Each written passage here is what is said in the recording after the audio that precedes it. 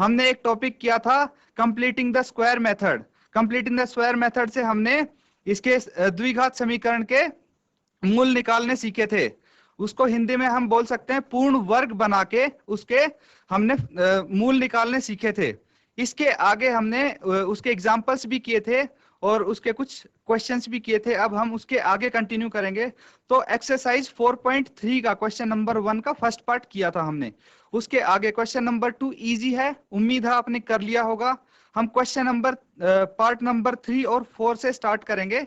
तो बिना समय नष्ट किए मैं स्मार्ट बोर्ड पे ले चलता हूं आपको और वहीं से क्वेश्चन नंबर फर्स्ट का थर्ड पार्ट स्टार्ट करेंगे। स्टूडेंट्स, हम एक्सरसाइज 4.3 कर रहे थे।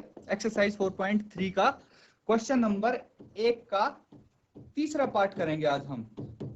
पिछले सत्र में हमने पहला पार्ट किया था और पहला पार्ट करने के बाद दूसरा पार्ट आप आसानी से कर सकते हैं, इसीलिए वो आपको करना। अगर कोई प्रॉब्लम हो तो हम फिर से बता सकते हैं। तो चलिए तीसरा पार्ट का मैं लिख देता हूं। इसका समीकरण है 4x² प्लस 4√3x प्लस 3 बराबर है 0। तो ये हमारा समीकरण है। आप इस चीज पे ध्यान दीजिए कि हमने पहले स्टेप में क्या किया था। पहले स्टेप में हमने क्या किया था, ये चीज ध्यान दीजिए कि ये मेथड है कंप्लीटिंग द स्क्वायर मेथड, यानी पूर्ण वर्ग बनाना। तो आपको इस मेथड को करते वक्त एक चीज हमेशा ध्यान रखनी है, ये दो फॉर्मूले a प्लस बी का होल स्क्वायर या a माइनस बी का होल स्क्वायर, ये दोनों फॉर्मूले मैंने आपको पिछले सत्र में बताए थे। तो ये दोनों फॉर्मूले आपको ध्यान में रखते हुए क्वेश्चन करना है। पहला स्टेप जो मैंने बताया था वो ये था, जो एक्स स्क्वायर के साथ कुछ भी है उसको हमें हटाना है। तो हम क्या करेंगे, इसको इस एक्स स्क्वायर के साथ 4 है तो 4 से हम सभी पदों को भाग कर देंगे। तो सभी पदों को भाग करने पे क्या आता है, देखिए 4x² बटे 4 प्लस 4√3x बटे 4 प्लस 3 बटे 4 बराबर है 0 बटे 4। अब यहां से 4 से 4 कट गया, इसमें भी 4 से 4 कट गया और 0 के नीचे हर में अगर कोई भी संख्या आती है तो वो 0 हो जाता है पूरा। यहां पे x² बच गया प्लस √3x प्लस 3 बटे 4 बराबर है 0। ये आ गया हमारे पास। इसके बाद मैंने क्या बताया था, याद कीजिए बच्चों। इसके बाद मैंने बताया था कि हमें कुछ नहीं करना पहली दो पदों के साथ। तो पहले दो पद हम ऐसे के ऐसे लिख लेंगे एज इट इज √3x। इसके बाद क्या करना है, सबसे जरूरी चीज इसके बाद ही आती है। ये आपका मान लीजिए रफ वर्क है, तो सबसे जरूरी चीज इसके बाद आती है। क्या आती है, जो x है, x का कोफिशिएंट यानी कि गुणांक जो भी है उसको हम लिख लेंगे और उसका आधा कर देंगे। आधा करने के बाद उसका वर्ग भी कर देंगे। इसके आधे का वर्ग को हम क्या करेंगे, एक बारी तो इसमें ऐड कर देंगे। आधे के वर्ग को ऐड किया, √3/2 का स्क्वायर, एक बारी इसको माइनस कर देंगे √3/, ये मैंने रीजन भी बताया था कि हम इसको ऐड और माइनस क्यों करते हैं। अब 3 बटे 4 इसको एज इट इज लिख लेंगे, 3 बटे 4 as it is equal to 0। ये मैंने रीजन ये बताया था कि इनको ऐड और माइनस इसलिए करते हैं क्योंकि हमारे समीकरण में कोई फर्क नहीं पड़ना चाहिए, समीकरण वैसा का वैसा ही रहना चाहिए। चलिए इसके बाद हमारे पास, आप यहां ध्यान दीजिए, अब क्वेश्चन आपका बिल्कुल इजी होगा। क्वेश्चन आगे आगे दौड़ेगा, कोई दिक्कत नहीं, बस यही एक स्टेप था जो आपको ध्यान में रखना है। इसके बाद क्वेश्चन बहुत आसान हो जाता है। यहाँ पे हमारा पूर्ण वर्ग बन गया है इसका x² प्लस √3x प्लस √3/2 का होल स्क्वायर। ये एक पूर्ण वर्ग बन गया है। इसको हम लिख सकते हैं x प्लस √3/2 का होल स्क्वायर। तो यहां से हमारा क्वेश्चन और आसान हो जाता है। चलिए देखते हैं कैसे। इसको हम लिख देते हैं x प्लस √3/2 का होल स्क्वायर। यहां पे ये आ गया। बाकी टर्म हम, बाकी पदों को एज इट इज लिख देते हैं, जैसे कि वो है वैसे के वैसे उनको उतार देते हैं। इसका स्क्वायर था, उसके बाद क्या था, प्लस 3/4 बराबर है 0। अब हमें क्या करना है, इसको तो यही रखना है। जो ये बाकी दो चीजें हैं इनको हम इनका पक्ष बदल देंगे, इनको पक्ष बदल के दाईं तरफ ले जाएंगे। पक्ष बदल के दाईं तरफ ले जाएंगे तो आपको एक चीज का ध्यान रखना है, चिन्ह का, निशान का। जो ऋणात्मक है वो धनात्मक बन जाएगा और जो धनात्मक है वो ऋणात्मक बन जाएगा। कैसे करते हैं नेक्स्ट स्टेप में, x प्लस √3/2 का स्क्वायर बराबर की दूसरी तरफ देखेंगे तो √3/2, ये ऋणात्मक था दूसरी तरफ तो यहाँ धनात्मक हो गया और जो धनात्मक था वो ऋणात्मक हो गया। अब यहाँ पे अगली स्टेप में इसका स्क्वायर कर देंगे हम, किसका, √3/2 का करेंगे। अभी यहाँ ध्यान रखना है, इसको हम ऐसे के ऐसे लिख देंगे। √3/2 का स्क्वायर कितना होता है, √3 का स्क्वायर। आप यहाँ देख लीजिए, √3 का अगर हम वर्ग करेंगे तो क्या होगा, वर्ग से स्क्वायर कट जाएगा, वर्ग से रूट कट जाएगा और हमारा सिर्फ 3 बच जाएगा यहाँ पे। 3 और 2 का स्क्वायर कितना होता है, 4 होता है। 2 का वर्ग 4 होता है, -3/4। अब यहाँ देखिए स्टूडेंट, 3/4 में से 3/4 माइनस करेंगे तो शून्य आएगा। हम शून्य लिख देते हैं। x प्लस √3/2 का स्क्वायर बराबर है 0। अब बहुत ही आसान हो गया, हमें क्या करना है, सिर्फ इसको खोलना है। कैसे खोलना है, देखिए √3/2 हम इसको इसी से गुना करके लिख सकते हैं, x प्लस √3/2 इक्वल टू 0। ये देखिए अब कैसे आया, बहुत ही सिंपल है स्टूडेंट्स। हम कोई भी नंबर लिखते हैं, मान लो 4 का स्क्वायर है, 4 का वर्ग है, तो इसको हम ऐसे भी तो लिख सकते हैं, 4 × 4। मैंने वही चीज की है यहाँ पे कि इसको खोल के लिख दिया है। अब हमारे पास x का मान निकालना है, जो कि बहुत ही आसान हो जाएगा। कैसे हो जाएगा, देखिए x प्लस √3/2 बराबर है 0, या फिर दूसरा भी यही होगा, x प्लस √3/2 बराबर 0। तो x के मान दोनों में आ जाएंगे। हमारे पास क्या आ जाएगा, √3/2 क्या होगा, साइन बदल जाएगा ना, ये माइनस का आ जाएगा। दूसरे में भी x का मान यही आएगा, -√3/2। तो यहाँ पे x के जो मूल आए हैं वो बराबर हैं, सेम है। तो इसी के साथ हमारा थर्ड पार्ट कंप्लीट होता है। अब फोर्थ पार्ट देखते हैं। इसका जो फोर्थ पार्ट है वो क्या कहता है, उसकी मैं समीकरण आपके सामने लिख देता हूं। उसका समीकरण यहां है, आप देखिए, 2x² plus x plus 4 equal to 0। ये इस पार्ट का समीकरण है। इसको हम हल करेंगे बिल्कुल उसी तरीके से, उसी मेथड से। तो x² के साथ जो भी है उससे हम सबको, सभी पदों को भाग कर देंगे। क्या आ जाएगा, 2x² upon 2 plus x upon 2 plus 4 upon 2 equal to 0/2। Simple है स्टूडेंट्स। हम इतने सारे क्वेश्चंस में बिल्कुल सेम स्टेप्स रिपीट कर रहे हैं। अब तक तो आप मास्टर हो चुके होंगे इस चीज के। 2 से 2 कट जाता है, 2 2 जा 4, 2 दूनी 4, ये भी हो जाता है। हमारे पास क्या समीकरण आता है, x² plus x upon 2 plus 2 बराबर है 0/2, 0 ही होगा। इसमें देखिए अब आगे क्या करेंगे हम, आपको पता है सिंपल। अब कुछ नहीं करने की बारी है, तो x² प्लस x अपॉन 2, वही चीज हम दोहरा देंगे। इसका क्या आएगा बताइए स्टूडेंट्स, यहाँ पे x अपॉन 2 है, तो x का जो कोफिशिएंट है वो है 1/2, 1/2। x के साथ 1/2 है, इसका हम आधा कर देंगे। इसका आधा करके हम इसका स्क्वायर कर देंगे, तो कितना आ गया, 1/4 का स्क्वायर। फिर से वही चीज करनी है हमें, इसको एक बारी जोड़ना है। 1/4 का स्क्वायर ऐड कर दिया, माइनस 1/4 का स्क्वायर प्लस जो चीज थी हमारे पास 2 को हम एज इट इज लिख देंगे, इक्वल टू 0। बहुत ही आसान हो गया। फिर से क्वेश्चन इजी हो गया है। हम इसका स्क्वायर वाला फॉर्मूला लगा देंगे, तो क्या आ जाएगा, x plus 1/4 equal to minus 1/4 का स्क्वायर प्लस 2 इक्वल टू 0। इसको देखिए स्टूडेंट्स, अब हम क्या करेंगे, इन दो पदों का पक्ष बदल देंगे, दूसरी तरफ लेके जाएंगे तो क्या आ जाएगा 1/4, इसका स्क्वायर तो रहेगा ही, बस साइन बदल जाएंगे, क्या हो जाएगा 1/4 का स्क्वायर माइनस 2, यहाँ पे प्लस है तो माइनस हो जाएगा, ये माइनस तो प्लस हो जाएगा। बहुत सिंपल है।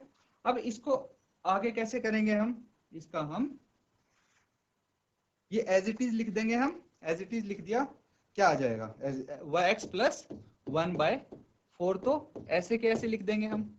दूसरी तरफ का हम क्या करेंगे कि जो 1/4 है उसका हम स्क्वायर कर देंगे, तो 1/16 आ जाएगा, प्लस -2 है ये -2 है। अब इसको x प्लस 1/4 का स्क्वायर इक्वल टू एलसीएम ले लिया, यहाँ पे 16 आ गया, तो 1 - 32 x प्लस 1/4 का स्क्वायर इक्वल टू 1 - 32 कितना आ जाता है -31/16। यहाँ पे स्टूडेंट्स ध्यान देने वाली बात है, बहुत जरूरी चीज आपको बताने वाला हूं, बिल्कुल ध्यान दीजिए कि -31/16 आया है, ये क्या है, ये एक ऋणात्मक संख्या है, यानी कि 0 से छोटी है। अब दिक्कत क्या है, अगर 0 से छोटी है तो कोई दिक्कत नहीं है, बस एक बात ये मान लीजिए आप कि अगर x के वास्तविक मान के लिए, अगर x के, मैं लिख देता हूं यहाँ पे, x के वास्तविक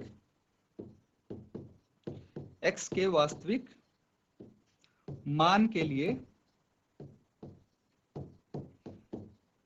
x के वास्तविक मान के लिए x प्लस 1/4 का स्क्वायर, यही है, क्या है ये, ऋणात्मक है, यही तो है ऋणात्मक। अगर ये x के वास्तविक मान के लिए ऋणात्मक नहीं होना चाहिए, नहीं हो सकता, पर यहां तो है, अब क्या करें, x के वास्तविक मान के लिए ये ऋणात्मक नहीं हो सकता x प्लस 1/4 का स्क्वायर, लेकिन यहाँ पे ऋणात्मक है, तो हम क्या कर देंगे, इसीलिए जो हमारा द्विघात समीकरण है, जो हमारा द्विघात समीकरण दिया हुआ है, वो क्या हो जाएगा, द्विघात समीकरण, यहाँ पे जो द्विघात समीकरण है वो इसके मूल क्या हो जाएंगे, के मूलों का वास्तविक अस्तित्व नहीं रहेगा, इसके मूलों का क्या, वास्तविक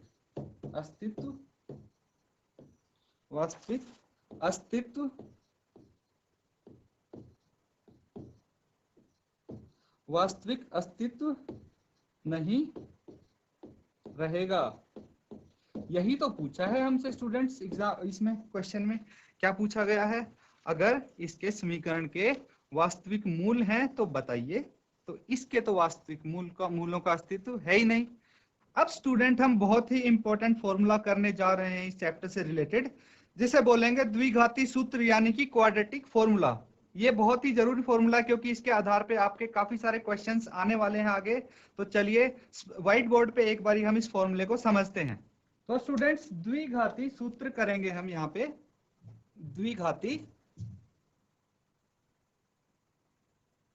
द्विघाती सूत्र। द्विघाती सूत्र क्या हो गया students, quadratic formula. Quadratic formula आपने देखा होगा कि आपके पास एक फॉर्मूला लिखा हुआ है, लेकिन यहाँ पे हम देखेंगे वो फॉर्मूला आया कहां से, कैसे आया फॉर्मूला, ताकि आपको एक तो फॉर्मूला याद नहीं करना पड़े, आपको सीधा सीधा पता लग जाए, और थोड़ा आपको बेसिक भी जानना जरूरी है।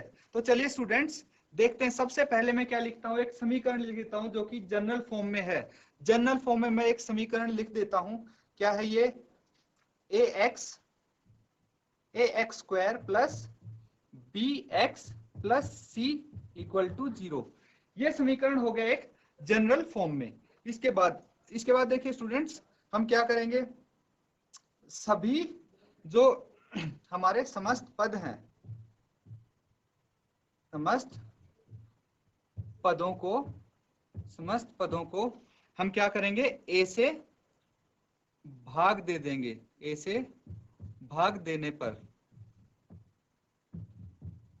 अगर ए से भाग देंगे समस्त पदों को तो क्या आएगा, ये देखिए आप, a x square by a plus b x by a plus c by a equal to 0 by a. कुछ ऐसा आता है, हम हमेशा भाग देते हैं इनको। ए से ए कैंसल आउट हो गया, क्या बच गया यहाँ पे, x square plus b by a x plus c by a equal to 0। ये स्टूडेंट्स आप कर चुके हैं कंप्लीटिंग द स्क्वायर मेथड, उसी से हम वो फॉर्मूला निकालेंगे। तो सिंपल है, आपको ज्यादा दिक्कत नहीं होगी समझने में। ऐसे ही हम करते आते हैं कि जो एक्स स्क्वायर का कोफिशिएंट है, गुणांक है, उससे हम क्या करते हैं, पूरे इक्वेशन को डिवाइड कर देते हैं। अब इसके बाद क्या करते हैं, एक्स स्क्वायर वैसे ही लिख दिया हमने, बी बाय ए एक्स ऐसे की ऐसे लिख दिया, लेकिन जो x का कोफिशिएंट है, x का गुणांक क्या हो गया, b बाय a, इसका क्या कर देंगे हम, आधा करके उसका स्क्वायर को एक बारी जोड़ना है एक बारी घटाना, यही करते हैं स्टेप में। चलिए फिर यही करते हैं, b by 2a, b by 2a का स्क्वायर एक बारी हमने जोड़ दिया, एक बारी b बाय 2a का स्क्वायर हमने माइनस कर दिया, plus c by a equal to 0। ये ऐसे के ऐसे हमने लिख दिया इसके आगे, c by a equal to 0। अब देखिए स्टूडेंट्स, फिर से हमारे पास एक क्या आ गया, कंप्लीट स्क्वायर आ गया। अब ध्यान दीजिए, फिर से एक हमारे पास क्या आ गया, कंप्लीट स्क्वायर आ गया। तो इसको हम कैसे लिख सकते हैं, अब यहाँ देखिए स्टूडेंट्स, ध्यान दीजिए कि इसको हम x plus b by 2a का होल स्क्वायर, ये लिख सकते हैं स्टूडेंट्स। यहां से आप ये देख लीजिए, ध्यान दीजिए कि x square plus b by a x plus b by 2a का स्क्वायर, इसको हम ये लिख सकते हैं कंप्लीटिंग द स्क्वायर मेथड से, माइनस ये बाकियों को हम वैसे के वैसे ही लिख देंगे, बाय 2a का स्क्वायर हो जाएगा ये, उसके बाद plus c by a equal to 0। Simple है स्टूडेंट्स। अब इसके बाद आप सबको पता है क्या करना है, क्या करना है बताइए, ये जो दो टर्म है इसको हम दूसरी तरफ ले जाएंगे इक्वल टू के। अब देखिए दूसरी तरफ लेके जाएंगे तो ये तो ऐसे ही रहेगा, यहाँ पे x plus b by 2a का स्क्वायर इक्वल टू, इनके साइन चेंज हो जाएंगे, बदल जाएंगे, आपको ये भी पता है, b by 2a minus c by a। शाबाश, इतना हो गया। अब क्या करना है, b बाय 2a स्क्वायर है, इसको हम खोल देंगे स्क्वायर को, तो क्या आ जाएगा स्क्वायर खोलने के बाद, b बाय 2a का स्क्वायर, ये एज इट इज है, लेकिन यहाँ पे b का square upon 4a square minus c by a, इस स्क्वायर को हमने अंदर ले गए या फिर खोल दिया, जो भी आप बोल सकते हैं। उसके बाद यहाँ पे देखिए स्टूडेंट्स, ये एलसीएम ले लेंगे, इन दोनों को एलसीएम ले लेंगे और हम सबट्रैक्ट कर देंगे, माइनस कर देंगे। एलसीएम लेके क्या आएगा, इसको तो हम ऐसे ही रहने देंगे, जो कि दाईं तरफ है उसको ऐसे ही रहने देंगे, बाईं तरफ वाले को। और यहाँ पे एलसीएम आ गया 4a square, 4a square LCM आ गया तो b स्क्वायर तो ऐसे के ऐसे आ जाएगा, लेकिन यहाँ पे क्या आ जाएगा 4ac। ध्यान दीजिए स्टूडेंट्स, यहाँ पे क्या आ जाएगा 4ac, कैसे आएगा, ये आप पहले से करते आ रहे हैं, जो एलसीएम आता उससे इसके हर से उसको भाग देना है और उसके बाद c से हमने गुना कर दिया, तो हमारे पास ये इस फॉर्म में आ गया।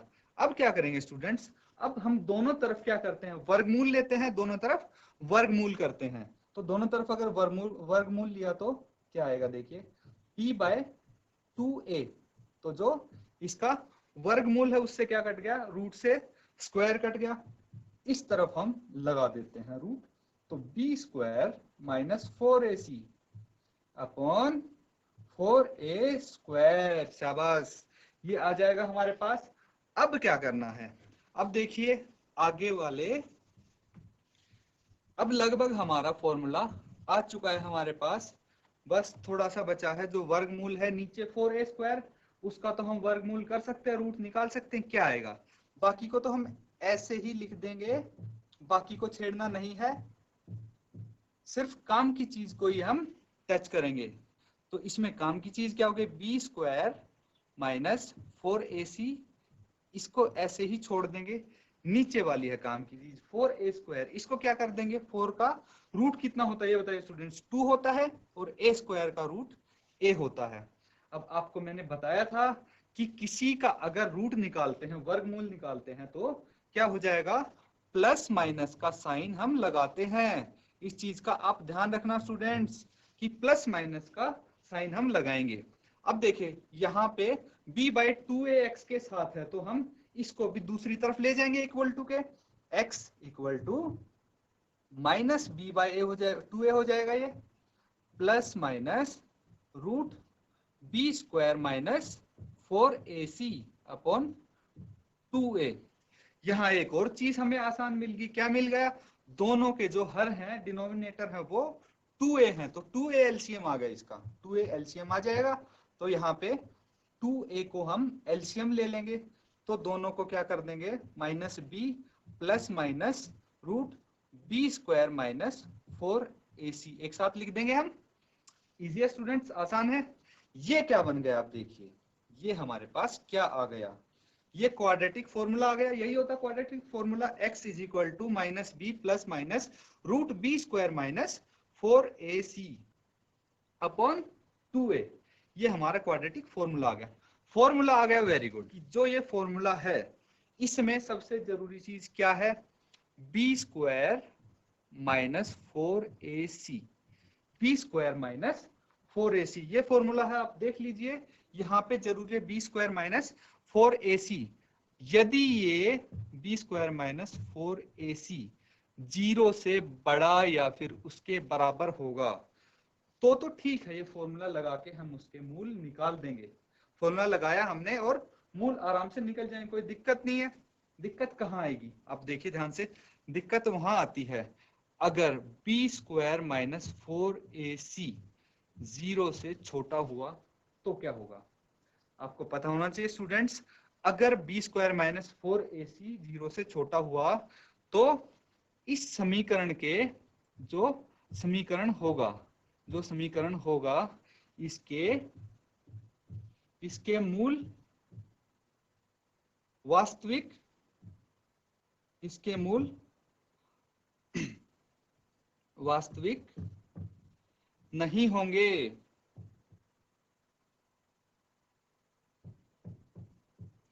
इस चीज का आपको ध्यान रखना स्टूडेंट्स।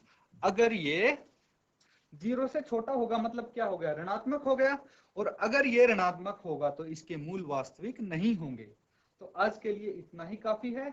अगले लेक्चर में हम इसके आधार पे क्वेश्चंस भी करेंगे, और ये तब तक आप प्रैक्टिस कीजिए इस फॉर्मूले को। ये हमारा क्वाड्रेटिक फॉर्मूला हो गया। Thank you and have a nice day.